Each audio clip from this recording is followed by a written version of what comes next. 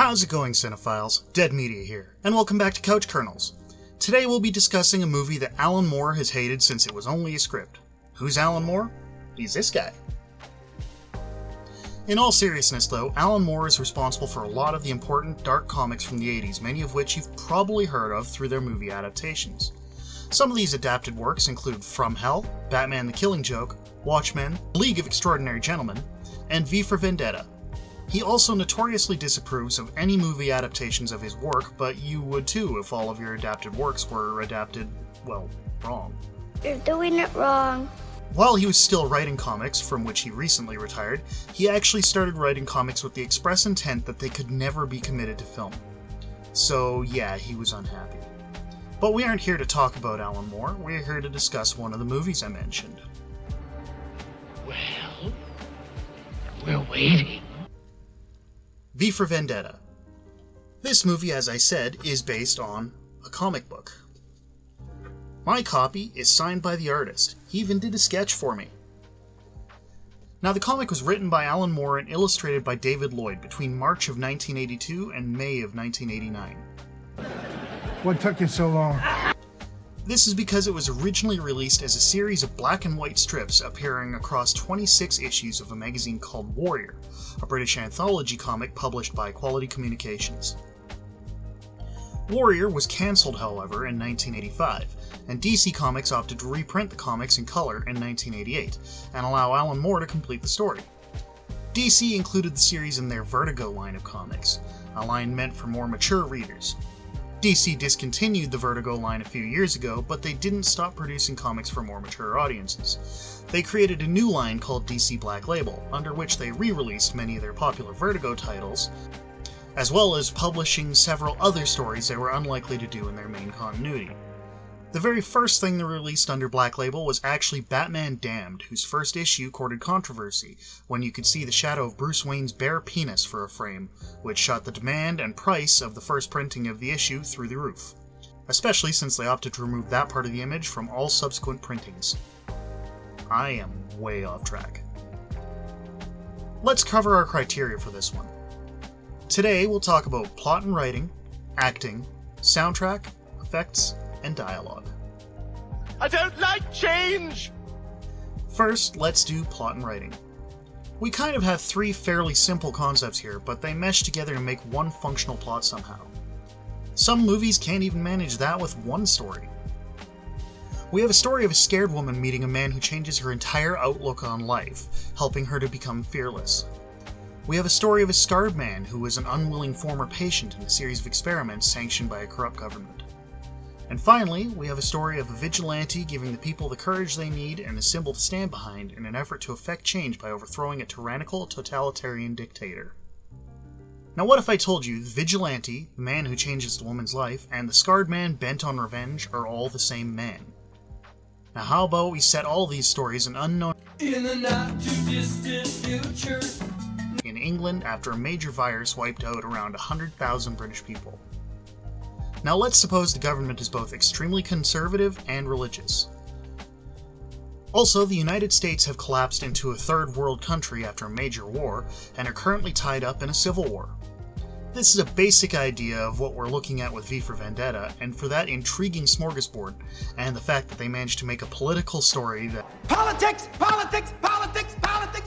held my interest, we should probably give them a Colonel. Now for the acting. Natalie Portman stars in this one as Evie Hammond, a woman who works for one of the major news outlets. She's scared of a good many things, but especially government thugs, having lost both her parents years earlier when they were taken away and made to disappear. She does very well here, especially coming less than a year after her performance in Star Wars Episode 3. Anakin, you're breaking my heart. I mean, her crying is actually believable here. Opposite her, as our title character of V, is Hugo Weaving. Now, I believe that it speaks volumes to Weaving as an actor that he was able to convey so much emotion in this role, without being able to use his face at all. The character's face is covered at all times by a Guy Fawkes mask. The villain of the piece is Chancellor Adam Sutler, played by John Hurt, who I found to be extremely believable as a Big Brother-style totalitarian dictator, but that said, I don't know that I can think of a single John Hurt performance that wasn't great. We also have several supporting cast members here, including Stephen Fry, who all put in exceptional performances. Everything about the acting here is worthy of a Kernel, so let's give it to them. The soundtrack here is subtle but effective. Everything works how it should. We also have a few named songs here, but both are classical works. When one of the Chancellor's henchmen is in his greenhouse at one point, we hear a piece of Beethoven's Fifth Symphony.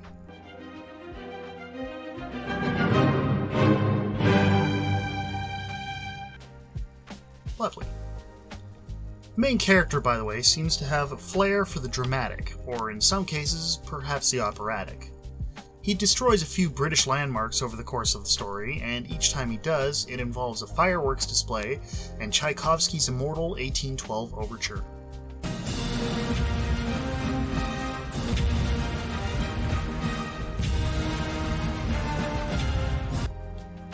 For the power of these pieces, if nothing else, the soundtrack deserves a Kernel. Now, effects. I don't wish to say anything against the effects, but to my eye there just weren't that many instances of any effects to talk about. Obviously, the scenes involving the destruction of landmarks were impressive and believable, but between that and the wholly unnecessary use of bullet time in the final fight scene,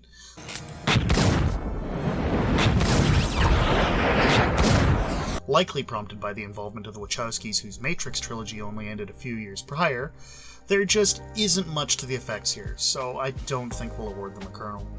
A lot of the dialogue here is politically charged, but there are plenty of memorable lines. We have a line that's a recitation of a classic poem in "Remember, remember the 5th of November, the gunpowder treason plot. I know of no reason why the gunpowder treason should ever be forgot."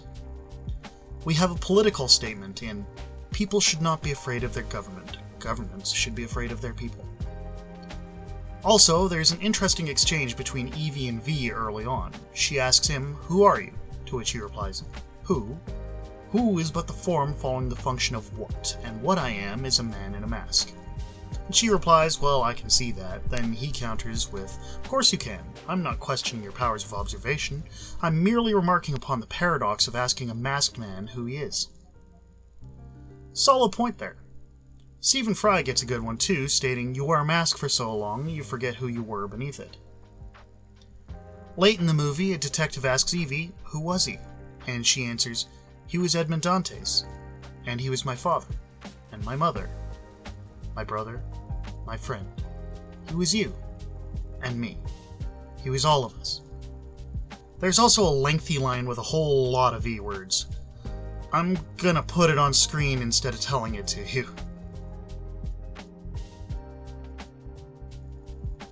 Now, that's 6 quotes. Pretty sure that means it qualifies for a Kernel for dialogue. Prepare to qualify. And now, let's tip out our bucket and see what we have. We have 4 Kernels. I really like this movie, even though its accuracy to the comic is dubious at times, with some elements missing entirely. These elements would be a bit tough to explain, so I won't. But I would absolutely recommend both the movie and the comic to you, if what I've said here has piqued your interest at all. Now it's time for Name That Frame. This is a continuation of the round we started in my Scribbler video.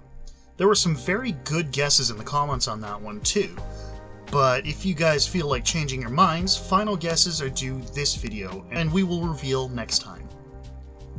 So if you look at my TV, we have our next frame. If you know what it is, please do comment below. And if you have any questions or comments, I'd be happy to answer them below as well. That's it for me, guys, but we'll be back soon with a new video and maybe a new theme soon. Bye now.